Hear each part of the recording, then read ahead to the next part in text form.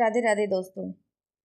अथर्ववेद में अध्याय 16 में ब्राह्मणों के प्रति दया, रक्षण और दुष्टों के प्रति न्याय की कुछ बातें कही गई हैं। आज हम इनको आपके साथ साझा करेंगे। हे ब्राह्मण को कष्ट देने वाले मनुष्य, ब्राह्मणों की आंसुओं का जो जल है वह तुम्हारे लिए ही देवताओं ने निर्धारित किया है। ब्राह्मणों को सताने वाले लोग जब रोते हैं, ब्राह्मणों को देखते हैं तो उनके आंसू भी उन्हें श्राप बनकर नष्ट करते हैं। देवता भी उस जल को दुष्टों पर दंड के रूप में नियोजित करते हैं। जो मृत शरीर को नहलाता है या मुंह भिगाता है, वही जल दुष्टों के लिए भी निर्धारित है। अर्थात मृत व्यक्ति के लिए उपयोग में लाए जाने वाला जल, वही जल ब्राह्मणों पर अत्याचार करने वाला को भी नसीब होता है, यानी कि वे मृतक समान हो जाते हैं। जो ब्राह्मणों को सताता है उसे मित्र मत बनाओ, उसे सभा या निर्णय की शक्ति मत दो। अर्थात ऐसे व्यक्ति को समाज में बहिष्कृत कर देना चाहिए। जो ब्राह्मणों को कष्ट देता है उसे मित्रता, संबंध या निर्णय की शक्ति नहीं दी जानी चाहिए। जिस राष्ट्र में ब्राह्मण को दुख दिया जाता है वहाँ न वर्षा होती है, न रंग रूप समृद्धि। ऐसी सभा निष्फल होती है और वह राष्ट्र शत्रुओं के अधीन हो जाता है। तात्पर्य है, ब्राह्मणों का अपमान करने वाला राष्ट्र दुर्भाग्य, सूखा, संकट और गुलामी भोगता है।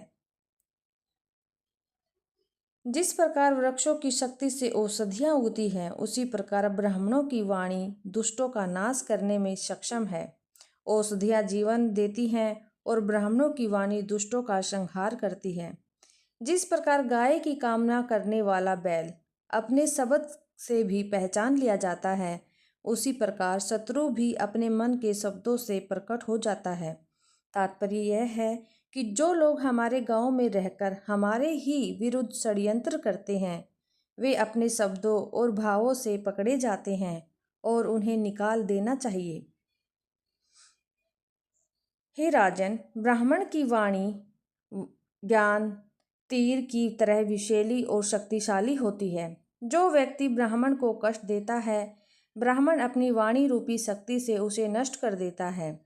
तात्पर्य यह है कि ब्राह्मण को सताना या उसका अपमान करना गंभीर अपराध है, क्योंकि उसका ज्ञान ही उसका शस्त्र है।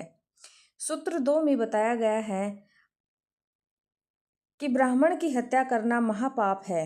अतिशय घातक हिंसा करने वाले लोग जो ब्राह्मणों को मारते हैं, वे स्वयं नरकगामी होते हैं और स्वर्ग से वंचित रहते हैं, जिससे पुण्य की प्राप्ति नहीं हो सकती।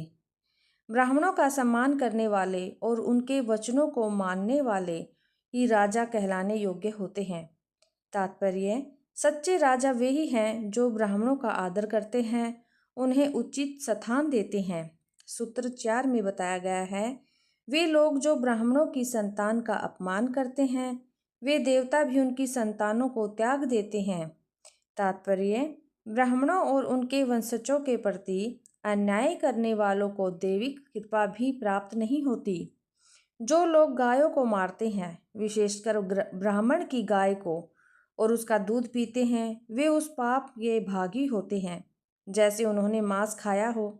तात्पर्य, गाय की हत्या या उस उद्देश्य से उसका उपयोग चाहे प्रत्यक्ष हो या अप्रत्यक्ष पाप समझा जाता है।